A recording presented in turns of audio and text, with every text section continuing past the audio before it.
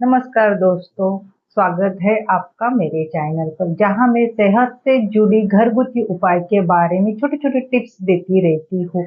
अगर आपको repeat repeat सर्दी, खांसी, जुकाम है या आपको इम्यूनिटी कम है, डाइजेस्टिव सिस्टम से रिलेटेड कोई प्रॉब्लम है, तो इसके लिए आयुर्वेदिक घरेलू उपाय आप क्या कर सकते हो और अपनी सेहत किस प्रकार इम्प्रूव कर सकते हो, इन सभी बातों के बारे में मैं अपने चैनल पे बताती रहती हूँ। तो आज का मेरा टॉपिक है कि जैसे वेदर चेंज हो गया है तो बहुत सारे लोगों को सर्दी खांसी जुकाम से रिलेटेड प्रॉब्लम देखने को मिलती है। गले में खराश आ जाती है, रनिंग नोज चालू हो जाते हैं, गला बैठ जाता है, कफ से रिलेटेड प्रॉब्लम देखने को मिलते हैं। तो ये सिम्टम अगर आपको रिपीट रिपीट होते हैं तो विदाउट मेडिसिन भी ये सिम्टम आप कम कर सकते हो। तो मैं कुछ ऐसे आयुर्वेदिक नुस्खों के बारे में बताना चाहती हूँ जिसकी वजह से आपको अगर रिपीट रिपीट सर्दी खांसी होती होगी तो डेफिनेटली उसमें आपको आराम देने में ये फायदेशीर होता है।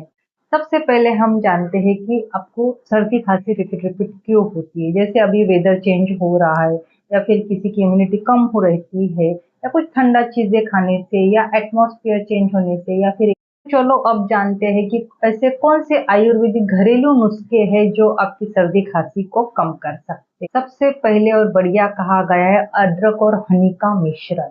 देखिए अदरक और हनी में एंटीबैक्टीरियल एंटीवायरल गुण पाए जाते हैं, तो डेफिनेटली अगर आपको रिपीट रिपीट सर्दी खांसी हो रही है तो अदरक और हनी का मिश्रण डेफिनेटली आप अपने लाइफ में इंक्लूड कीजिए। सिम्टम को कम करने में डेफिनेटली ये मदद करता है। ये जो मिश्रण है ये नेचुरल एंटीबायोटिक की तरह काम करता है। आप आपको 1 चमचा अदरक का रस लेना चाहिए, उसमें आपको थोड़ा हनी ऐड करके आप ये दिन में 2 बार ले सकते हो। डेफिनेटली आपकी जो सर्दी, खांसी, जुकाम है इसमें ये आराम देने में फ़ायदेमंद रहेगी। दूसरा मैं कहती हूँ तुलसी का काढ़ा। देखिए तुलसी एंटीबैक्टीरियल, एंटीवायरल, एंटी इन्फ्लेमेटरी गुण पाए जाते हैं। आप तुलसी का काढ़ा बना के भी पी सकते हो या फिर सवेरे उठ के तुलसी के 2 से 3 पत्ते भी चबाकर आप खा सकते हैं। ये आपकी इम्यूनिटी को बूस्ट करेगा, आपके डाइजेस्टिव सिस्टम को इम्प्रूव करेगा। उसी के साथ सर्दी, खांसी, जुकाम अगर आपको रिपीट रिपीट होते हैं या डस्ट की अगर आपको एलर्जी है उसकी वजह से अगर आपकी सर्दी खांसी इंक्रीज होती है तो ये सिम्टम को भी ये कम करने में डेफिनेटली ये मदद करता है। तुलसी का काढ़ा किस प्रकार बनाना है? आपको 7 से 8 तुलसी के पत्ते लेने चाहिए, उसमें से थोड़ा-सा आपको अदरक का टुकड़ा और 1 लौंग का टुकड़ा और काली मिर्च ऐड करके पानी अच्छे से बॉईल कर लेना चाहिए। पानी बॉईल करने के बाद आपको उसमें थोड़ा-सा गुनगुना होने के बाद उसमें थोड़ा-सा 1 चमचा हनी डाल के आपको इसको सिप-सिप करके पीना चाहिए। ये काढ़ा आप दिन में 2 बार ले सकते हो, सवेरे और शाम। ये आपकी इम्यूनिटी को बूस्ट करेगा, डाइजेशन को इम्प्रूव करेगा, उसी के साथ आपकी जो वायरल इन्फेक्शन है इसको भी कम करने में ये डेफिनेटली ये मदद करता है। तीसरा मैं कहती हूँ कि गर्म पानी की भाप लेना। देखिए गर्म पानी की जिसको स्टीम बोलते हैं, अगर आप दिन में 3 से 4 भी स्टीम इन्हेलेशन करते होगे तो डेफिनेटली सर्दी, खांसी, जुकाम से रिलेटेड जो प्रॉब्लम है ये धीरे-धीरे कम होते हुए दिखाई देगी। उसी के साथ अगर आप गुनगुना पानी भी दिन में 3 से 4 बार अगर लेते होगे, आपको रिपीट रिपीट सर्दी खांसी होती है तो ये आपके सिम्टम तो कम करेगा, उसी के साथ इम्यूनिटी बढ़ाएगा, डाइजेस्टिव सिस्टम को इम्प्रूव करेगा और आपका वेट लॉस और फैट लॉस करने में भी गुनगुना पानी आपको डेफिनेटली मदद करता है।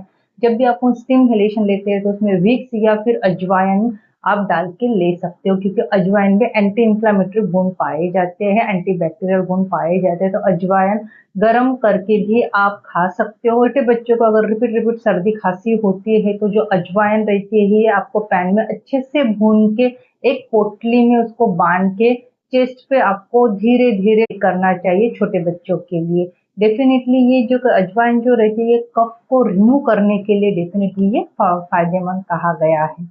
लेकिन अजवाइन जब भी आप सेक करते हो तो वो ज़्यादा गरम ना रखें। अगर आप अजवाइन की पुतली का सेक करते हो तो डेफिनेटली आपको ध्यान रखना चाहिए कि वो ज़्यादा गरम ना हो। चौथा मैं कहती हूँ हल्दी वाला दूध। देखिए हल्दी वाला दूध पीने से भी सर्दी, खांसी, जुकाम से रिलेटेड प्रॉब्लम तो कम होते ही होते हैं, उसी के साथ आपकी इम्यूनिटी भी बढ़ती है, आपकी स्किन ग्लोइंग करने में भी मदद करता है और कॉन्स्टिपेशन से रिलेटेड प्रॉब्लम होगी तो डेफिनेटली वो भी कम करता है। क्योंकि जो हल्दी रहती है इसमें कर्क्यूमिन नामक घटक पाया जाता है, उसी के साथ दूध रहता है तो कैल्शियम आयन की मात्रा भी पाई जाती है और इसमें एंटी बैक्टीरियल, एंटी इन्फ्लेमेटरी गुण पाए जाते हैं। तो आप रात को सोते समय डेली लाइफ में भी एक छोटा सा कप अगर गुनगुना दूध लेते होगे, वो भी हल्दी डाल के विदाउट शुगर, तो डेफिनेटली आपको बहुत सारे फायदे देखने को मिले। मैं कहती हूँ आपको गर्म पानी, देखिए गर्म पानी के गार्गल भी आप कर सकते हो। गर्म पानी के गार्गल अगर आपकी इम्यूनिटी कमजोर है, रिपीट आप सर्दी खांसी जुकाम से रिलेटेड प्रॉब्लम को फेस कर रहे हो, तो डेली लाइफ में आप गार्गल करना चालू कीजिए। डेली लाइफ में, ऐसा नहीं कि सर्दी खांसी होने के बाद ही आप गार्गल करें।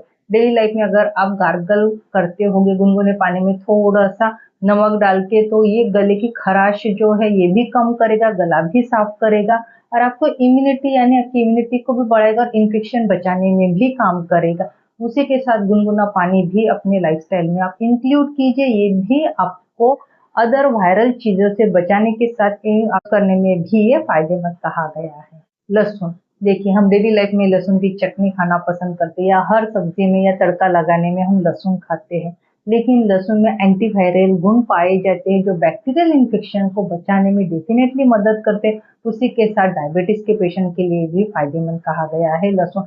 आपको 3 से 4 लहसुन की पकौड़ियाँ तवे पे अच्छे से भून लेनी चाहिए और उसको वैसे ही चबा चबा कर खाना चाहिए।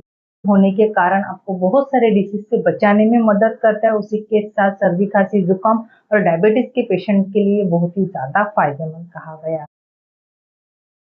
काली मिर्च, हम चाय में डेफिनेटली काली मिर्च पाउडर ये और जिंजर पाउडर डालना पसंद करते हैं, लेकिन काली मिर्च पाउडर अगर आप शहद के साथ लेते होगे तो ये भी आपका कफ कोल्ड करने के साथ साथ आपकी इम्यूनिटी बढ़ाता है और वेट लॉस करने में भी मदद करता है। हाँ दोस्तों, क्योंकि काली मिर्च पाउडर लेनी चाहिए, उसमें थोड़ा सा हनी ऐड करके इसका चाटन आपको दिन में 2 बार लेना चाहिए। मिर्च का जो मिश्रण है, काली मिर्च का और शहद का जो मिश्रण है, ये जो सूखी खांसी रहती है जिसमें बलगम नहीं आते हैं, उसके लिए बहुत ही ज्यादा फायदेमंद कहा गया है। सावधानियां, इन नुस्खों के साथ आपको कुछ सावधानियां भी बरतनी चाहिए, क्योंकि इसके हिसाब से पथ्य अपथ्य दोनों बातों का भी आपको पालन करना चाहिए, तभी अपने को इसके इफेक्ट देखने को मिलते हैं। तो कुछ सावधानियां में आपको ध्यान रखना चाहिए। अगर आपको सर्दी खांसी है तो ठंडा पानी पीने से बचे या ठंडी चीजें खाने से बचे। जैसे सर्दियों का मौसम है तो गर्म कपड़े पहनना चालू करना चाहिए। सर्दी खांसी जुकाम है तो गुनगुना पानी ज्यादा से ज्यादा इंक्लूड करना चाहिए। सवेरे उठ के गार्गल करना चाहिए।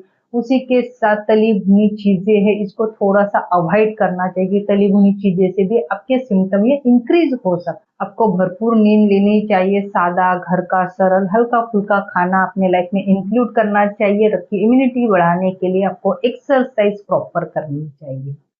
ये कुछ घरेलू नुस्खे हैं सर्दी खांसी जुकाम के लिए। अगर आपको मेरा वीडियो अच्छा लगा हो तो लाइक कीजिए और अपने दोस्तों के साथ या फैमिली मेंबर के साथ ज्यादा से ज्यादा शेयर कीजिए, क्योंकि बरसात का मौसम चालू होने वाला है तो डेफिनेटली सर्दी खांसी जुकाम इनडाइजेशन से रिलेटेड प्रॉब्लम हमें देखने को मिलती है। आयुर्वेदिक नुस्खों के बारे में या घरगुती उपाय के बारे में अगर आप जानना चाहते हो तो मेरे चैनल को सब्सक्राइब करना बिल्कुल ना भूलें। आपको कौन सा नुस्खा सबसे अच्छा लगा ये कमेंट थ्रू आप मुझे डेफिनेटली बता सकते हो। फिर मिलते हैं न्यू आयुर्वेदिक टिप्स के साथ। जब तक हेल्दी रहिए, फिट रहिए।